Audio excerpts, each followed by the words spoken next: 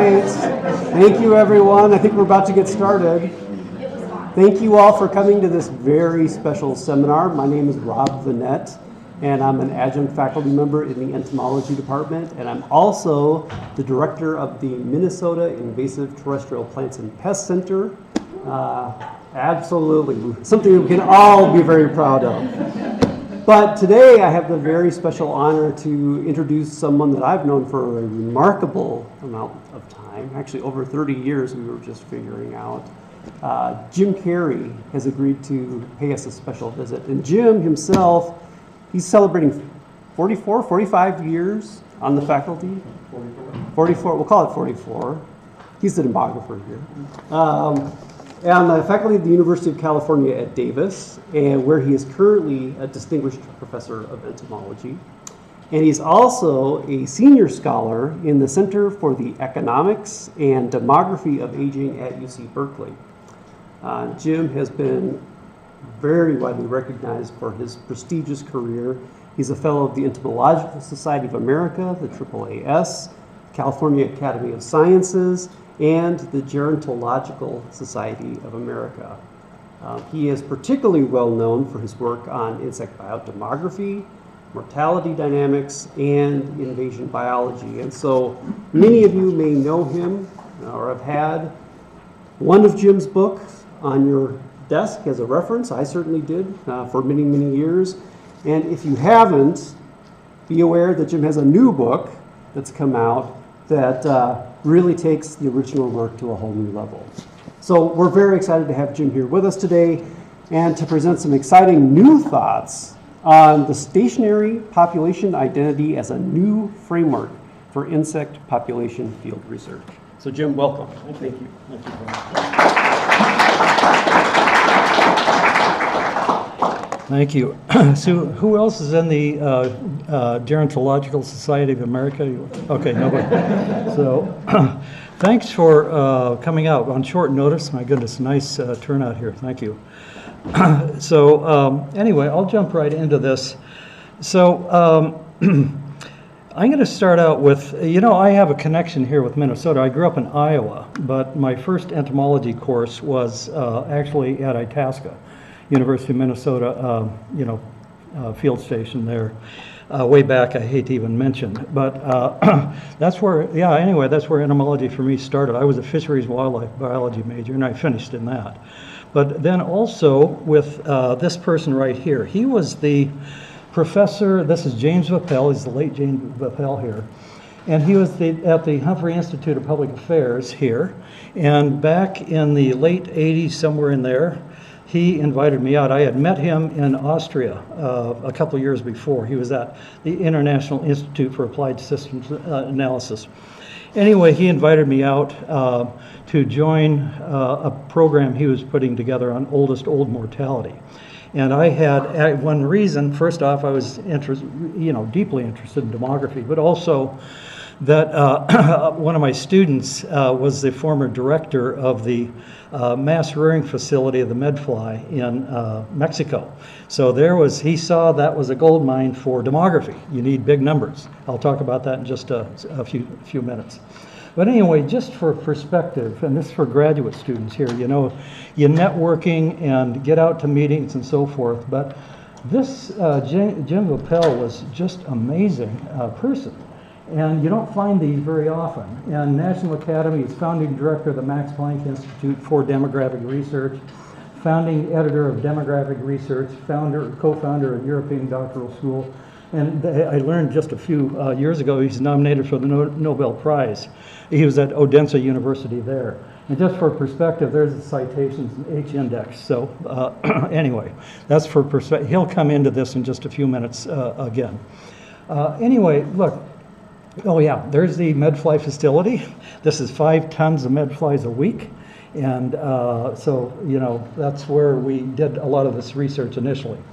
So that why we use 1.2 million.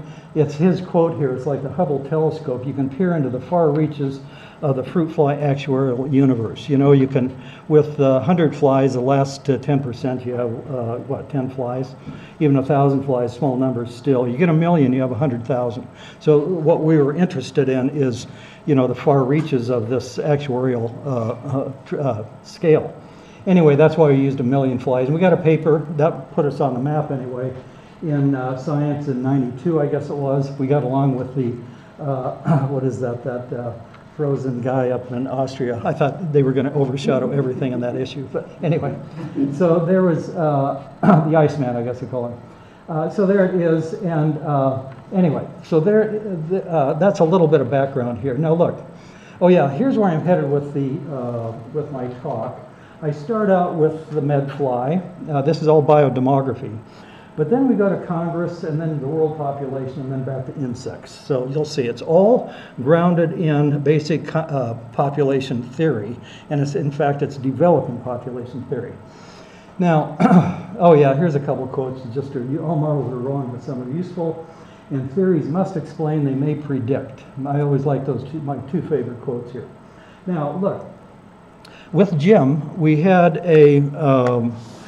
this large NIH grant, and one of them that I actually directed was on aging in the wild. And one of the challenges is estimating age of insects in the wild. You know, you catch an insect, it doesn't have a birth certificate, you know, and you really can't tell the difference. I think that's the next slide. Okay, find the difference between a 1-day-old, 10-day-old, 100-day. Okay, it's the same picture. But the point being that you can't tell the difference. You just cannot. And but here we had this large grant, and we need to estimate, some age structure. The whole idea was the older individuals in the wild. So that here are the conventional techniques. You have wear and tear. You have biochemical, you have gene expression, ovary status. The entomologists, most of you are entomologists, know all this. And, you know, you can tell the difference between a newly closed and maybe a 10-day-old. But in fact, the error bars go just, wide way out there. But that's the point. We wanted to get to the older ages, okay? And so there it is. You know, you can tell old from old and the youngest from middle age at the best, but certainly not the old, but we wanted to get out there a ways, okay? So anyway, basically the bottom line is that these all wouldn't work. You know, you think of improving a technology by 10%, let's say mark release, you release 10,000, you get 3 back. Now you double the efficiency, now you get 6 back. You know, this wasn't going to work for us. And so what I did was reconceive this. And so we initially called it residual demography. And that is that you have some eclosion out in the field, to the far left there. And so all that wavy line there is the schematic for the pre-capture in the wild. And then you capture it and you bring it to the lab, maintain it until it dies. Okay, now you have a post-capture lifespan. Now, what do you do with that? Okay. What does this capture segment mean? You don't know whether you caught it, a few days after eclosion, or 1 day or 100 days after eclosion, or whatever. You have no clue. And so again, you could capture 1,000 flies. You have that post-captive lifespan, but you still don't know any individual age. Okay. So what I did is do some initial simulations with. Here would be medfly. This is actually reproduction coded into that too. But anyway, you have 1,000 medflies there in the y-axis, and its age in days here. And so that if you take these are life courses. So a horizontal line corresponds to the length of life of a medfly. And so you have these, let's say 1, 2, 3, 4 you captured, and on the computer anyway, and you have the life lived and the life left. So the life lived would be the age, right? Life left would be, again, the remaining life of that individual fly. Now you take all of those lines, and we'll do it right here. And so that now you have, there it is. All these, that's 1,000 medflies all lined up, sampled. And so that you have half of the, not half, you have the life lived on the left, and the life left on the right. And so now we order them on the left side by shortest life lived, that is the newborn or newly enclosed, to the oldest there at the bottom. But anyway, you get the idea. That's a distribution of ages, basically, in that population. Now, you decouple, this is a key here, you decouple the right side so that you decouple each individual life left segment of their life course and order that segment, and you get this beautiful distribution. We're symmetrical, okay? And so that basically is the stationary population identity that I'm going to be talking about here. And that is the proportion of individuals age X days, in this case, in a population, equals the proportion that have X days to live, okay? And so the identity is if you know one, then you know the other. And so that if you know the age, how much is left, then you can estimate how much they lived, right? And so here's the population. That is, the challenge here is how to determine the age structure of a stationary population. Stationary is a key here, by the way, is at the age of any single individual. So you don't know any fly's age, okay? So we're going to do a little hypothetical sampling here. So there's a population, and I'm going to color code these for the different ages. And so we'll collect those in proportion of their abundance in the population, okay?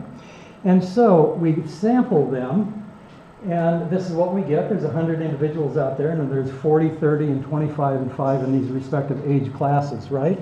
Now, we're going to survive them forward, and that is, they'll die off one day at a time. And so the first day, we go here, and each age class is at risk. And so that the oldest one drops out because they reach the max age. But each of the other three contributes some to the death distribution right here. Okay, so that's died day 0 to 1. Do the same thing day 2, same thing day 3, and then finally the last one's going to die off right there. Okay, so there it is. That's the death distribution at the bottom from the age, the population in the wild at the top. And so look at this. And so there you have. That's the identity. And Jim Vappell called it Carey's equality. I don't use that anymore. It's ridiculous to me talking about here Carey's equality, but also it's not transparent. Stationary population identity is transparent. Anyway, there that is. And so that the proportion of individuals X days old in a population equals the proportion that have X days to live. So here's an example of, this is for human population, same concept. And that is where you have, that would be the age structure of stationary population for humans using the 2000 female life table. So in other words, if you had this fraction between 90 and 95 years in the standing population, then that would be the fraction that have exactly 90 to 95 years yet to live, okay? So, 50-year-olds don't have 90 to 95 years yet to live, but those from, say, 0 to 20 or so may have that much to live remaining, okay? So that's exactly equal. So that's a mathematical identity. It's not an estimate, it's an identity. So what he did, the Jim Vappell, who does this? Names it after somebody that's, most people wouldn't do this. This is the stature of James Vappell, is that I found it, I discovered it, he gives me credit for it. But he calls it life lived and left. He's really amazing, actually. So anyway, there's published. And just for perspective on this concept, that you think what relevance would this have in the real world? There's not really stationary closed populations and so on and so forth. But always bear in mind, that's theory, that's where you start still. But just for a look at some of these citations, quantitative economics, applied models in business, reliability engineering, math biology, statistical models in biomedicine, so on and so forth. This is my favorite, blood. And there's a journal of blood. And when you think about it, red blood cells are a stationary population. They're just a replacement population. They live about 6 weeks and then they're replaced, okay? Now, here's the application for the medfly age structure. So we developed this. It's not a stationary population, but you can use a reference life table to actually estimate. My colleague at Davis, Hans Mueller, statistician, worked this out. I won't go into those details, but the idea here, I worked in Greece a lot, And so you capture, live medflies, put them into, well, there they are from the field where they are being aspirated into that larger cage, and then taken back to the lab and put into individual cages for each fly. So you're monitoring the remaining lifespan, and it could be reproduction and other things, but we just did lifespan here for the, each of the flies, okay? And there's some preliminary, or not preliminary, but data that we got. And so we did it 3 seasons, and you can see this is captive longevity on the y-axis and the year on the x-axis. And you can see here 100 days. They lived a long time, but there was a lot of variation in the length of life. There's something, obviously going on in the field. And we use that. Here's a paper in aging cell. Age structure changes, and what we found is extraordinary lifespan of wild midfly populations, okay? So there's the age structure estimate. We don't know exactly how that would map into any control strategy in a practical sense, but on the other hand, that's what we got for age structure changes through the season, okay? Okay, what now, all right? And so then time passed, right? Anyway, we have mathematical theory, and so my mathematical colleague, Arnie Rao, he published, that is he did, took the lead, obviously. He's remarkable. I can't follow half the math, but in any case, generalization carries equality, blah, blah, blah. Another one, 3 properties and a knotting problem with that, and then stationary status, and so on and so on and so forth, okay? But anyway, then we get, like, Arnie, I still want to apply this. I need to figure something out here. And so here was the key event, so to speak, and that is that I was invited to write a paper for the journal Genus. It's a European demography journal. I knew the editor, Italian woman, but I knew they would not want fruit fly, anything on insects. And so I decided that, Congress actually is a stationary population. You have 100 senators, you have 435 House representatives, and at least numerically they're stationary, just replacement population. So what I did is downloaded all the data for all members of the 3 branches of government, legislative, executive, and judicial, and had birth and death dates. But more importantly, the way we applied it would be the entry and exit dates of their careers. So now you have career span as distinct from lifespan, and it's still the same concept. And so there it is. So we published 2 papers, and so this is trying to get some real world application for this stationary identity, other than just it's an interesting mathematical concept, So we published one. There's Arnie's on it, but also Brinsley Erickson. By serendipity, I met her, just a really smart student then at the London School of Economics and Political Science. And anyway, one was congressional symmetry. The other one was this that I just presented at the population meetings in Columbus, this government as population, okay? Yeah, there's the meetings I just came from. Okay, so look. Here's the idea. You look in the upper left there, and you have 100 Senate seats. And I view them as kind of like swim lanes, right, with handoff. And so that each one of those is occupied for a while, and then it's handed off. But each one, now look in the upper right, where you have the current, let's say, population of senators. And some, like, Charles Grassley, right? He'd been there forever. Others are newly elected, and everything else in between. So you have that, life course or the Senate years in service there in the upper right. But now we order them like I showed before in the lower left. And there's the years served. Now you decouple them, and in theory it should look something like this. Okay, now you go to the data. And so this is an animation I put together. And distribution years served and years left in the U.S. Senate. And so there's 180 graphs here that I made. And it takes 18 seconds to go through 180 years.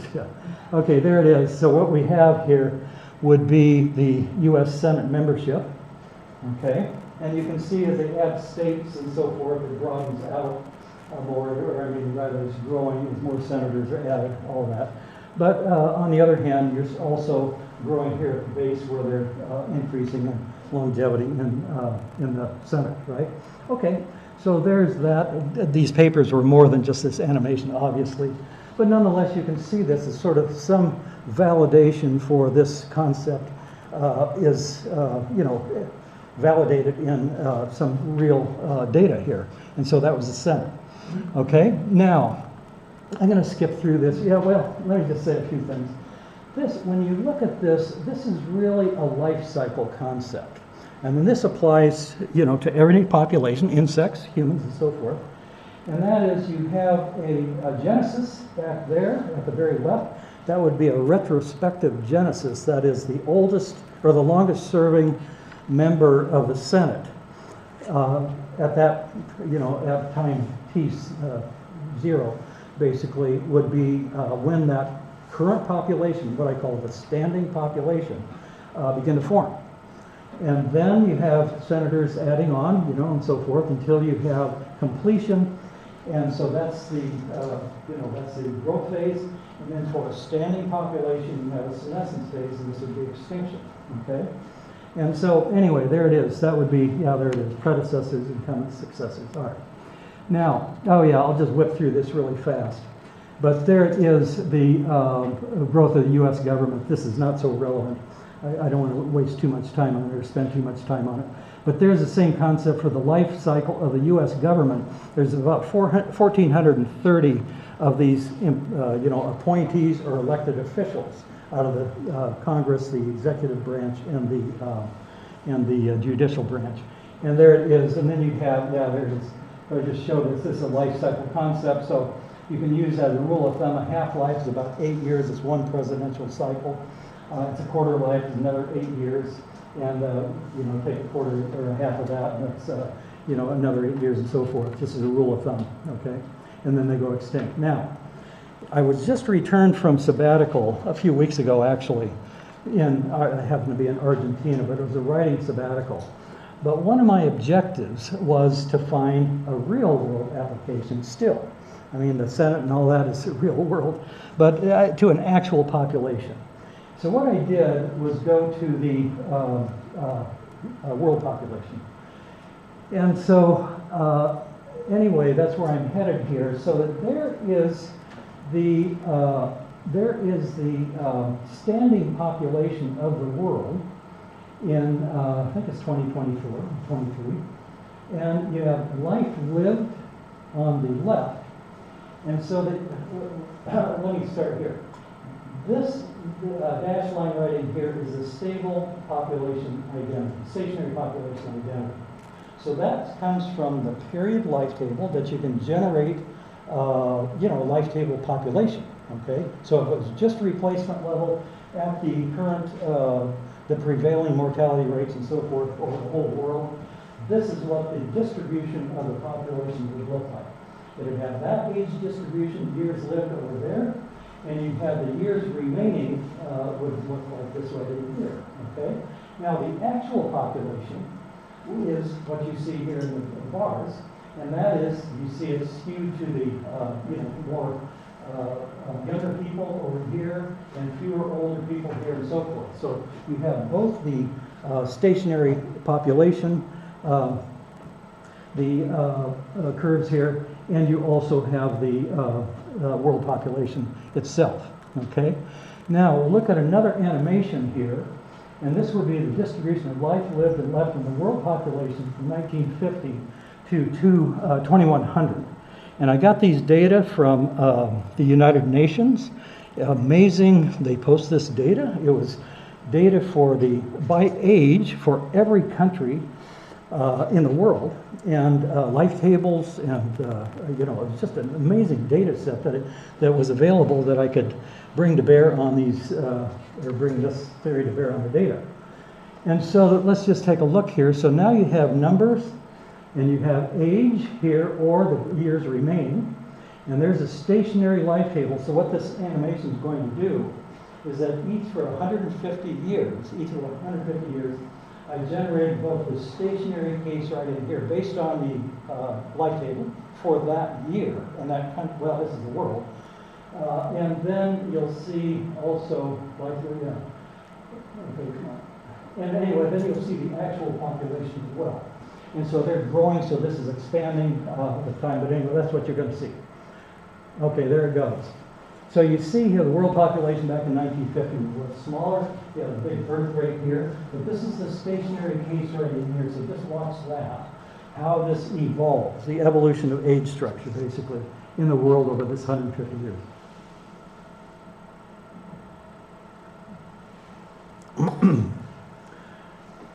And so you see it's coming closer, okay?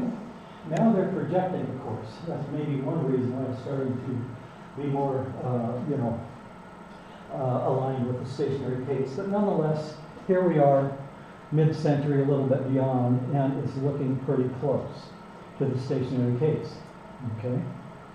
So 2100 IN, and so there it is, okay? We still have a little, it's not exactly aligned with the stationary case, but it's not bad. And so, yeah, there's 2100. Now, just for contrast, we see from 1950 there was that distribution. The baby boomers started back then. And then 2000, 2050, it's actually getting aligned. But see this again. This is departure. I'm going to come back to this departure from the stationary case. Okay, still some departure, but it's getting closer. Here, it's really pretty close to the stationary case. Okay? Yeah, life lived and left. That's where life lived life lived is greater than life left. Here, life lived is very close to life left, right? If you did a mean, this distribution, the average age in the population in the world would match the average number of years, the number of years the average individual would have left in his or her life, okay? Now, yeah, there it is. I'll skip over that, but I did all regions of the world here too, just for contrast. Now, there's 225 or 30 countries in the world.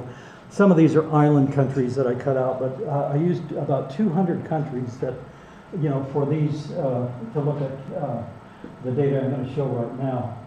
And so the question I asked here is that what is the relationship for each of these countries of the average age in the population versus the average number of years they have left? And you can do this easily with life table techniques to project the distribution of years left for each age.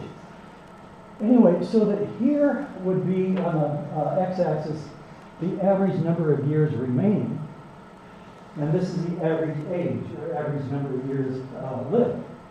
So you look in the upper left in 1950, and that the number of years remaining exceeded in virtually all countries the average age in the population. So you look down here, average age was 25, 30 years old in almost all countries, okay?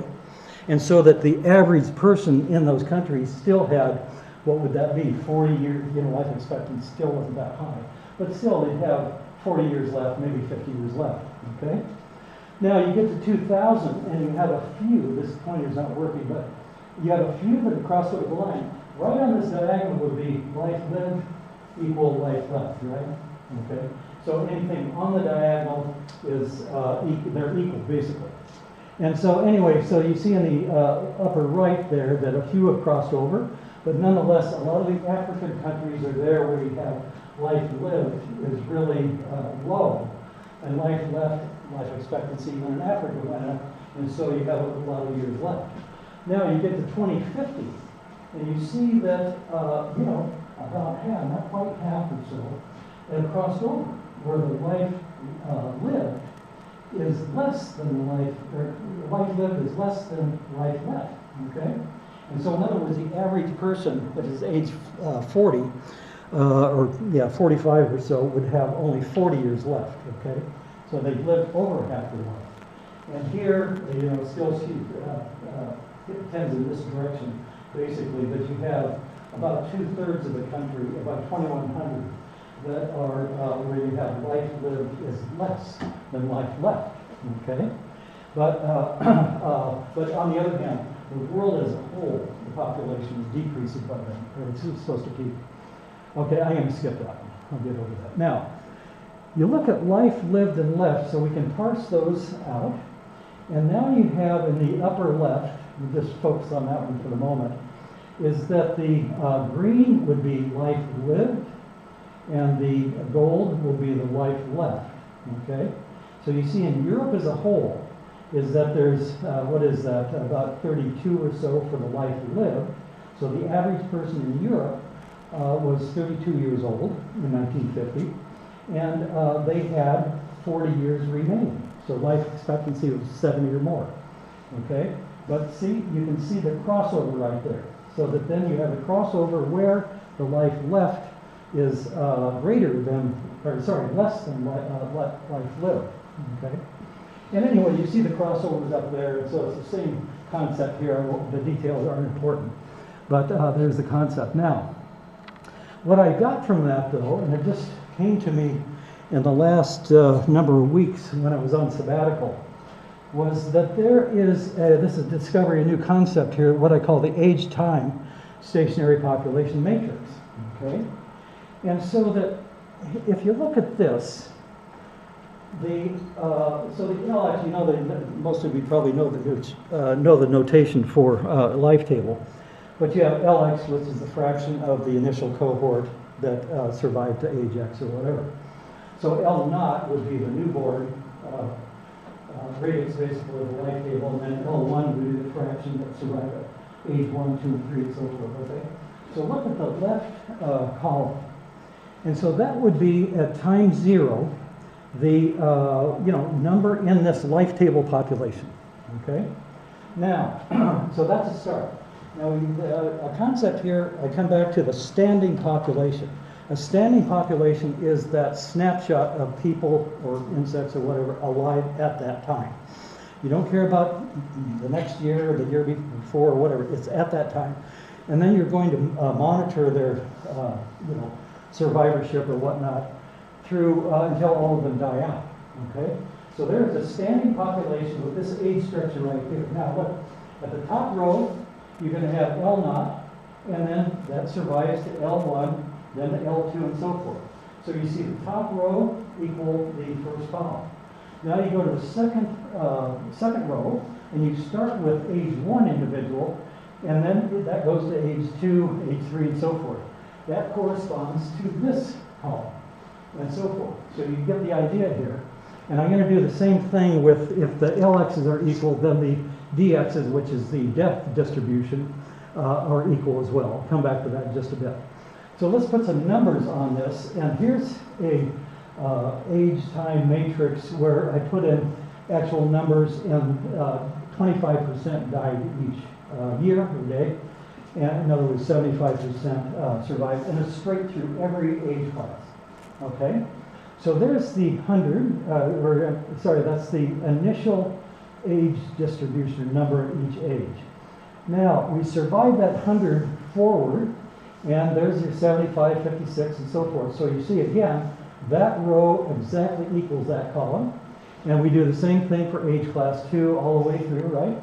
And so forth. And see, the last age class right in here has no place to go, so it dies off. This one's age 9, so it has one more day and goes to 6. But look at this. You see the the 6s, all that, what they call the anti-diagonal. So that's all at the end. Then you go to the next one in, it's 8. The next one in is 10, and so forth. So the number dying in a stationary population is equal once they attain each of these ages. All right. Now you look at the sums here. We sum those. This is the number in the columns in this case. This would be the number of deaths at age 8 would be 23. Well, you add up the number of deaths there, so that would be the number in the cohort that started with. Because you have, 24 individuals that we had started with right in there.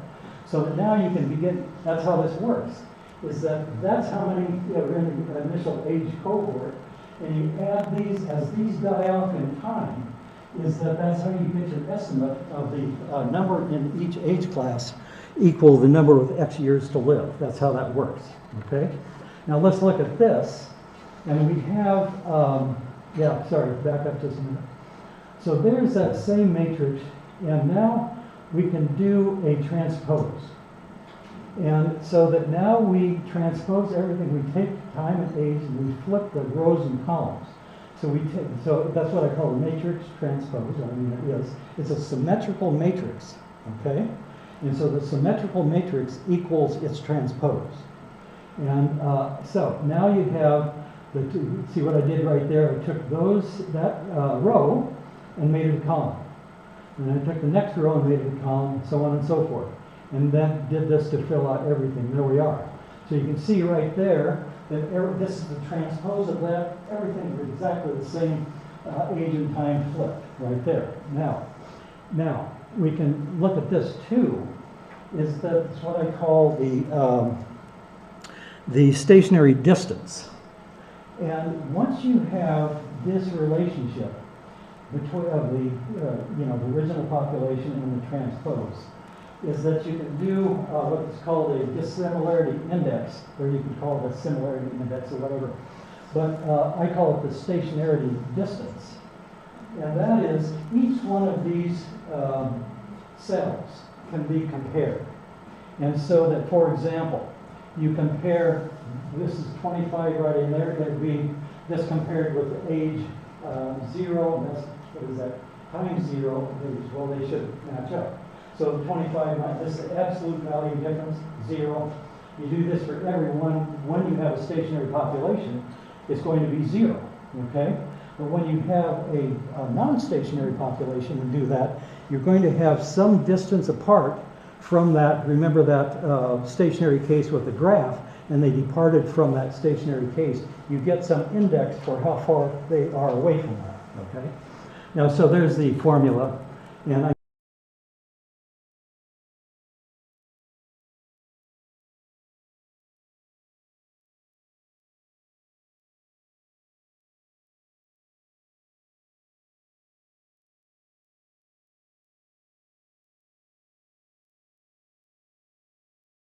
I'm going to skip that too. In any case, here is what I did for 200 countries. And to explain this would be country on the left axis, and this would be stationary distance, right? And so that this would be using that matrix, how far they are away from this, the stationary case in this graph, okay? And so the units don't matter for here. But you can see here in 2020, that you had the African countries that are a long ways away from that stationary case, okay? But there's some that are pretty close. So for example, that would be Kenya. This would be the US right in here. We're actually in 2020 pretty close to that. And down here would be Japan. So that you see the stationary distance when they're increasing, okay, above 0, that is growth rate. Then they hit stationarity right in here when life lived equal life left, when they cross that diagonal, remember? And they never get down to 0 like the idealized case, but nonetheless, it's pretty small, where they're very close. And then you have a departure from that, 0 line, that stationary case, when they're decreasing, okay? So you have a stationary distance below the line and above the line. Now, look, in 2100, these have shifted. So now, most of the countries over there are still increasing, with a few decreasing. And then you have here by 2100, you'll have a few countries up in Africa. Then there's Kenya again, that are still increasing. That is, the life left is greater than the life lived. And there's the U.S., so it's crossed the line, but it's still pretty close to where it was. And down here would be Japan. Okay, Japan is a long ways from that in distance. Japan is going to go extinct. If that, they have articles about that actually. And if they continue this trajectory, okay? So, there's the tour of the, how this got started, the Congress, and then the world population. So let me circle back to this. So it was in the last few weeks of my sabbatical that as I take this world population papers, we're trying to write it up and so forth, But now I circle back to what's the relevance to, insects. That's where our roots are. And we'd like to apply it. And so that, it's towards that. So here's one, the key here is the life left.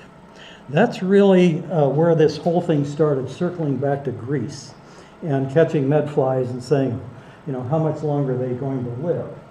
And most of, when I was at the graduate student stage here, it was sort of the kill them and count them and count them and kill them, that sort of thing.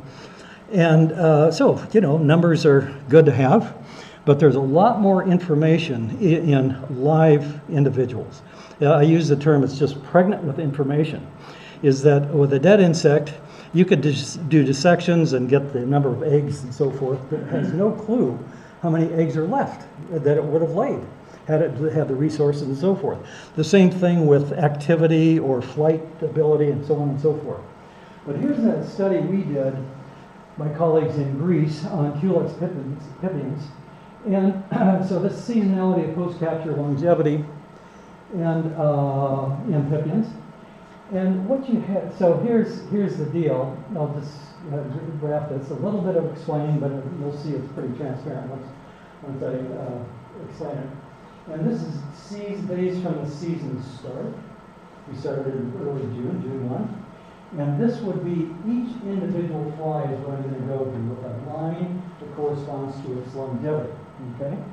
But because this is moving here, you'll see this baseline. So for example, this would be a fly that we caught in, 9 days, that would be in August or whatever. And it lived, that long until December. This would be a fly or a mosquito that we captured in, end of October, it died in March. That's the idea here. And they're just for, scale, 30, 60, 90 days. Now, so there's the whole, it's 1,500 mosquitoes. This is logistically demanding, and we can talk about that at the end here.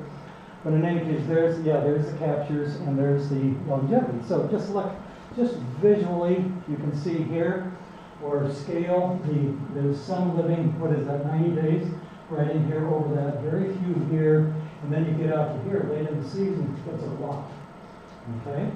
And anyway, you can, in fact, go back here. When you see this, these were captured at the very top there, the ones at the end of the season, okay? Before the freezes or whatnot. And they lived through March, which is the next spring. And they lived in the lab, and they were kept at constant temperatures just like all the others were, but they didn't have the benefit of like in a culvert or something where they could be really cool. That's the point here, is that this is November to March survival, for example. And these have to be the ones that, this is one way they overwinter, is to find cool places like this where they're not going to freeze, but nonetheless just hang out. But that shows you the possibility.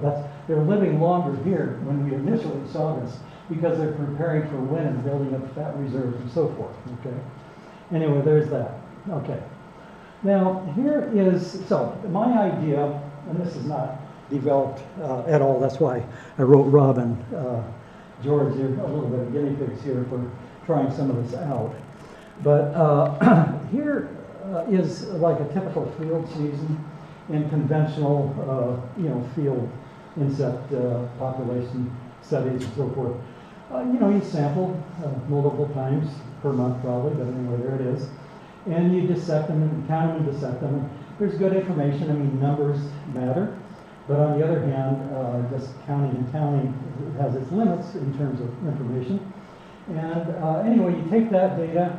At the end of the season, you have a lot of dissection data, and but they're basically non-overlapping. I call that funerary sampling, right? You kill everything. Okay.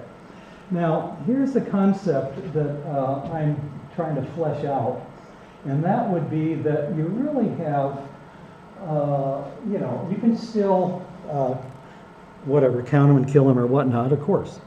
But complementary data would be like our mosquitoes or like our medflies, where you have a subset of individuals that you live capture and monitor for remaining, not just longevity, it could be any number of, well, I have that here in just a second. When you look at these, now you have comparative data throughout the season. These are the same age, so to speak, or at least post-capture, and so forth. And now you can compare all these different sampling periods.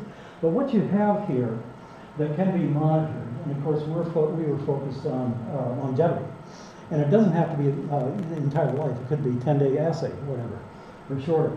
But you have, metabolism, you have respiration, demographic, of course you have lifespan, remaining reproduction, activity. We use these Drosophila activity monitors to get, every time they pass a beam in the middle of a tube, they have a count and so forth.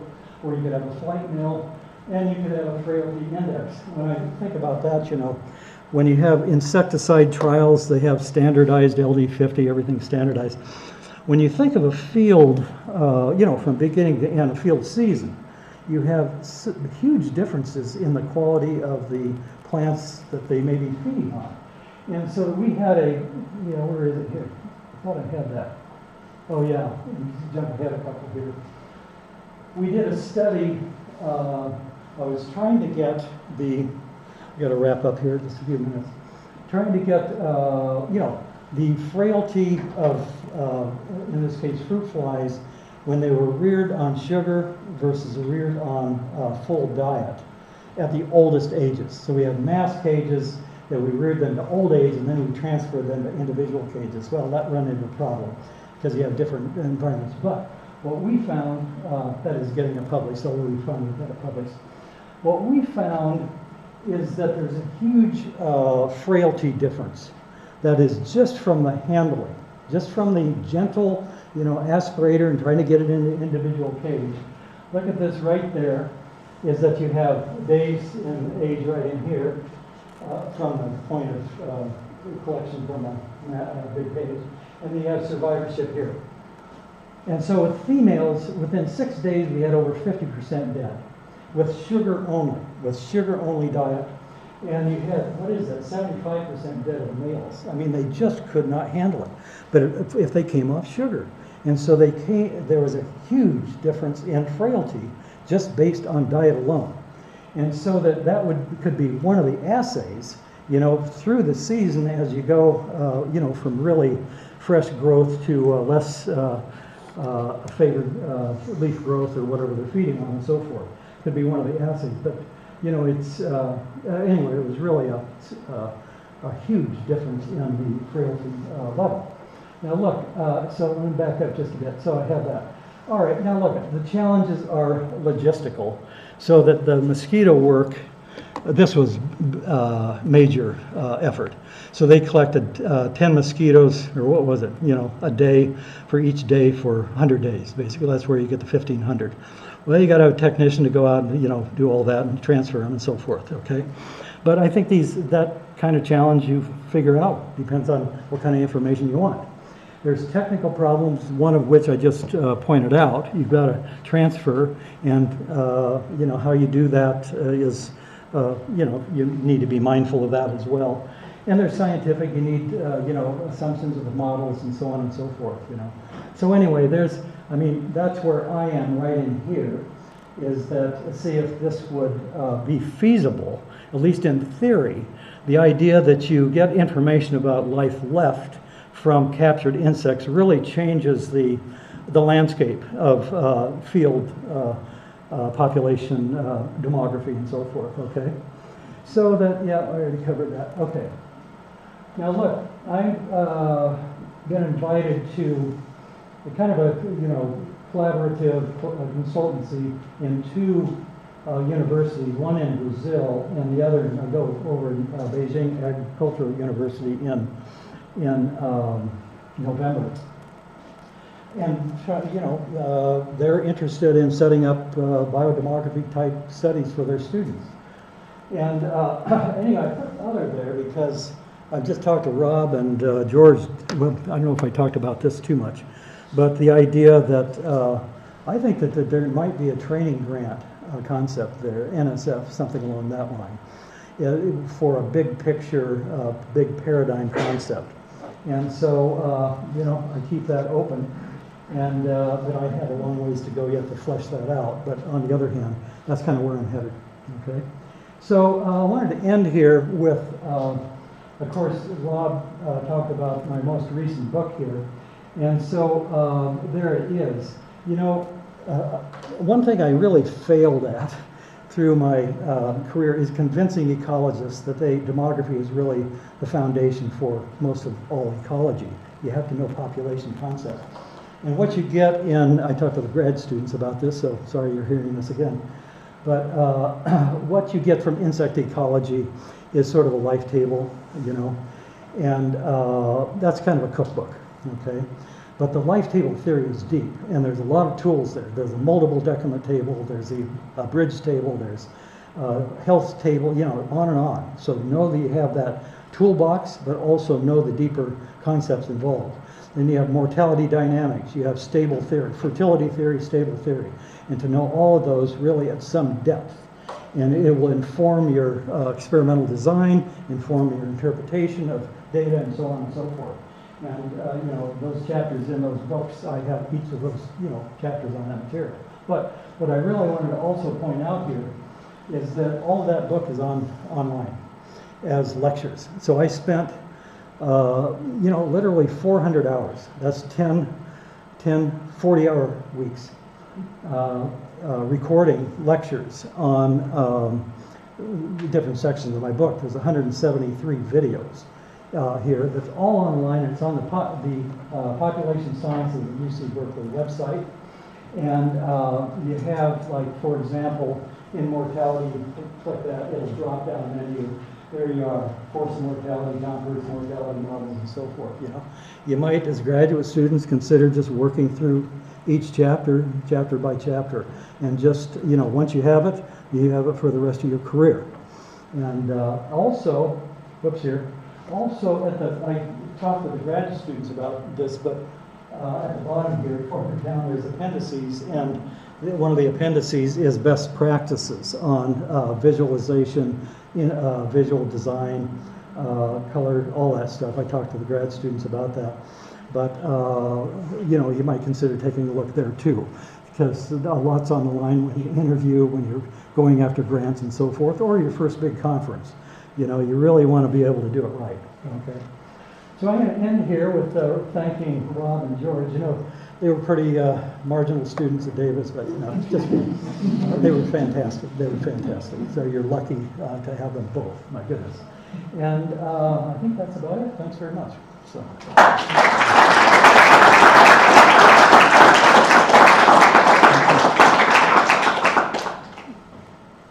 Okay, any questions here? Yeah, go ahead. So I have a question that when you were projecting the life lived and life left of different countries or regions, it is quite striking that a lot of regions sort of does the crisscross in one point, and then when you get to North America, it just keeps stable. Yeah, no, that's right. Stable population. Yeah. Do you know, or do you have any data of what could explain that? Yeah, migration. Migration, yeah, that's no, I mean that's a huge political issue. But the fact of the matter is that keeps the U.S. young, and all these other countries. I mean, China, all of Europe. What else? Well, South Korea. That's kind of off the radar, but South Korea is a big deal too. Its birth rate's like way down. And population size would not mitigate that. No. But anyway, the U.S. is right there, hanging in there a lot, because it goes like this, as you say, and then just kind of tracks parallel, not crossing over at all. That's right.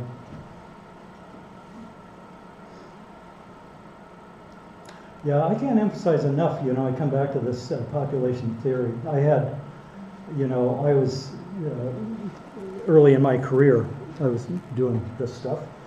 And simulation modeler told me, well, it's nothing realistic of what you do. And that's not, you know, if I want it to be, you can modify it. But then I asked, okay, what has simulation, and I'm not knocking simulation, there's absolutely a place for that. But on the other hand, what has simulation results contributed to population theory? It's basically nothing. I mean, you might get some ideas. You can do simulation, as I did initially with this medfly. But that's kind of a different deal. You're not trying to predict, you're trying to understand. But that's my philosophy from day one. I still remember interviewing at Davis, and they were asking about little r, the intrinsic rate and so forth. I want to understand the birth and death rates, what's going into that too. And I was just, from day one, I was obsessed with that you have to understand, the fundamental principles of population. And then you can get into your simulation modeling, but certainly the foundations of demography inform your interpretation and your design, and on and on. I just, I kind of failed at that, because, but in terms of getting ecology, curricula types that would adapt that. But in any case, I still talk about it. So, other question? Let me go back to you. Oh, sorry, this is George. Hey, thanks for the talk. I'd just like to ask you a bit about the part at the very beginning when you were speaking about like the wing wear methods and the biochemical methods to estimate age of field card insects. And I've actually done a lot of that, so I kind of perked up at your thumbs down on that. What have you done? Just what's that? What did you do? Dissections or? So I've done wing wear, and I've also done terran pigments in the eyes of flies. Right. And just a comment would be that I've seen that the variability that you mentioned is different from species to species. Mm-hmm. So some species are much more variable than others. But my question was, well, just to ask you to go a little farther in explaining about whether there's really no way to improve that. Oh, no, you can, but I mean, it depends on how much money you want, like time and money, but I think you can only go so far. I gave a talk, again, earlier in my career, which is everything before today, I guess, but anyway, in Texas, and they had pathologists there who'd done, aging studies and dissected mice and see muscle wear and so forth. He said, I can't believe that you can't tell a 10-day from a 100-day fly. And I sent him flies, and they did their pathology business, and they could find no difference, furthermore, by the way, this is destructive sampling, of course. And so you get nothing except that when you do pteridine and all those others. First off, let me back up just a bit. Wear and tear, sure, you can get an old fly versus a young fly, but we're not interested in just that, level of granularity, which is pretty robust, We wanted something a little more accurate. The pteridines, I don't know, I published on that too. I just was not that impressed. And we're looking at old flies. I mean, if you just want to say old versus middle age and beyond, that's a different question, and that's perfectly legitimate. But all of those, I've just never been that impressed by, especially the wear and tear, by the way. But it's, yeah. So then my second question would be, and I really appreciate sort of the lifespan after capture. I mean, I do think that that's a good data point to have. You think that's what? I do think that it's a good data point to have, but I'm wondering if you think that it substitutes for these other methods, or just where we stand. You can do everything. I've taught, when I go to Africa, it's like they spend a gazillion dollars on monitoring mosquitoes, and of course they're dissecting them for virus or whatever disease. But in these mosquito abatement districts and so forth, and they spend it out there too. And I just go, why not have a subsample every, maybe costly a little bit, but don't do it that frequently, a subsample that you keep alive, just to monitor. And with that, you could also run studies on them in terms of their, robustness and performance, flight, or biting propensity, all that kind of stuff. It gives more information. I was talking to the graduate students that I know, it's like in fruit flies, they'll give you any amount of money to develop a trap and pheromone that'll get you 2% more detection. Well, there's a point of diminishing returns on that, and I'd say take that part of that $10 million grant and put some money in, you get more information out of the flies that you catch. The whole point is you're monitoring to get information about the population, and it's not just numbers. And so that's what I see as the paradigm concept here, is that you're really turning it into sort of a health observatory, and not just, you know, counting and few dissections, but it's trying to get your some sense of the sort of the health or the robustness status or the frailty status too of the pest population in this case. Okay, Rod, you have And maybe I'll make this the last question unless anybody else has one, just for the sake of time. But so this is on the opposite end, and this is, you know, rearing insects after you've collected them from the field is half science and half art.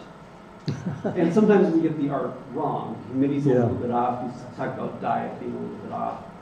So the question is, if we don't know that we have these ideal conditions to rear them in the lab, is it still useful information? No, I mean, okay, this is a very good question. You know, I should have said up front, one size doesn't fit all. And this may not fit some insects. For example, you have dragonflies or big butterflies or whatever, they're going to just flop themselves to death in the cages, you know. So the first off, it's not going to fit them all. And then secondly, you have adaptation to the lab environment and that sort of thing. So that, you know, but you can work on that, you know, technology to see if that's going to, you know, you can ultimately figure that out. But that's a good point. This method, this concept doesn't fit across the board, put it that way. But yeah, but that's what I put up here, the logistical and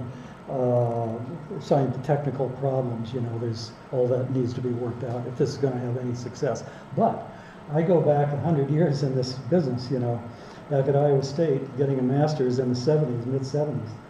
And, you know, a lot of the methods are they're still there.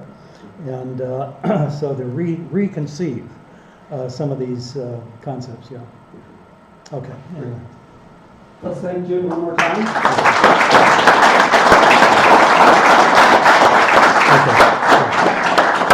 And Jim will be around for a little bit before we take him off to dinner, so if you have any one-on-one questions, I'm sure he'd be happy to take those. But thank you all.